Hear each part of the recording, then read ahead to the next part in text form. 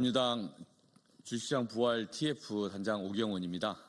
오늘은 저희 TF 차원에서 상법 개정안이 방금 통과되었기 때문에 그에 대해서 함께 말씀을 드리려고 왔습니다. 먼저 참여하신 분들 소개해드리겠습니다. 민병덕 의원님 참석하셨습니다. 이소영 의원님 참석하셨습니다. 김현정 의원님 참석하셨습니다. 박상혁 의원님 참석하셨습니다. 김남근 의원님 참석하셨습니다. 이강일 의원님 참석하셨습니다. 상법 개정에 대해서 되느냐 안 되느냐 말이 많았습니다. 아무튼 이에 대해서 오늘 다행스럽게 본회의 통과되었습니다.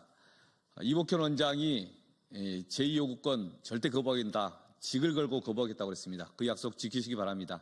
작년부터 일관되게 상법 개정을 지지하고 입장을 표명하신 점도 감사합니다. 이 상법 개정에 대해서 실제 자본시장에 도움이 되도록 또 제도 개선에서 함께 계속 TF 차원에서 추진하겠다는 말씀드립니다. 그럼 저희들이 준비된 이 입장문을 발표하겠습니다. 상법 개정안 정부는 즉시 공포해야 합니다.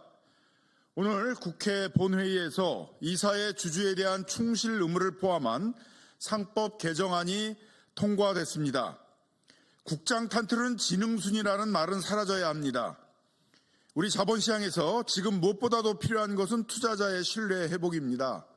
일반 투자자든 기관 투자자든 제대로 보호된다는 믿음을 주어야 합니다. 할 수 있다면 무엇이든 해야 할 상황입니다. 이번 상법 개정안은 부족하지만 첫걸음으로서 의미가 크다고 할 수 있습니다.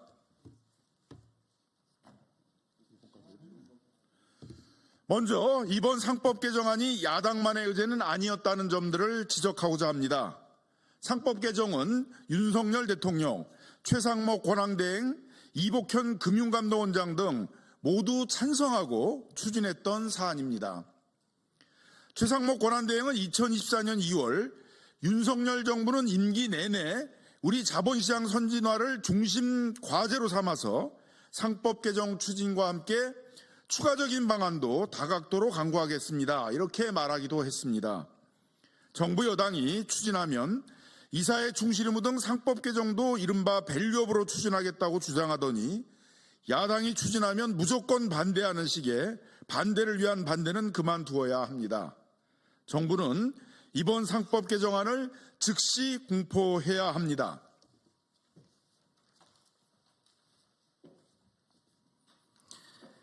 주식시장 활성화를 위한 제도 개선은 계속될 것입니다.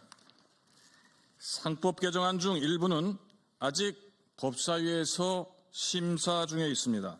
다규모 상장회사에 대한 집중투표제 의무화, 감사위원 분리선출 확대 등 여러 가지 내용에 대해 관계자들과의 논의가 계속될 것입니다. 정무위 자본시장법 개정안도 있습니다. 정부의 합병 분할 중심 핀셋 규제안으로 논의가 한정될 수는 없고 자사주 등을 이용한 조직 개편 등 현안도 해결할 수 있는 여야 의원들의 개정안도 함께 심사할 것입니다. 핀셋 규제가 아니라 일반적인 상법 개정을 통하고 대주주나 오너 일가들에 대한 핀셋 구제안으로 법안을 보완해 나가면 될 것입니다. 정부 여당도 단순히 반대를 위한 반대가 아니라 우리나라 자본시장의 문제 해결을 위한 해법 제시에 나서줄 것을 요청합니다. 이번 상법 개정과 관련하여 앞으로 수사기관들이 기업의 경영 판단에 과도하게 개입하는 것 아니냐는 우려가 있습니다. 정상적인 경영 판단이라면 이사들이 그로 인하여 형사처벌을 받지는 않을 것입니다. 혹시나 우려가 있다면 재계나 국민의힘은 그 우려를 해소하기 위한 대안을 제시하는 것이 마땅합니다. 이복현 금융감독원장의 상법상 특별배임죄 폐지 등 일부 제안은 주목할 만합니다. 정부나 국민의힘으로부터 건설적인 제안이 있다면 긍정적으로 논의하지 않을 이유가 없습니다. 더불어민주당은 주식시장 발전을 위한 제도 개선에 최선을 다하겠습니다. 2025년 3월 13일 더불어민주당 대한민국 주식시장 활성화 TF 일동 고맙습니다.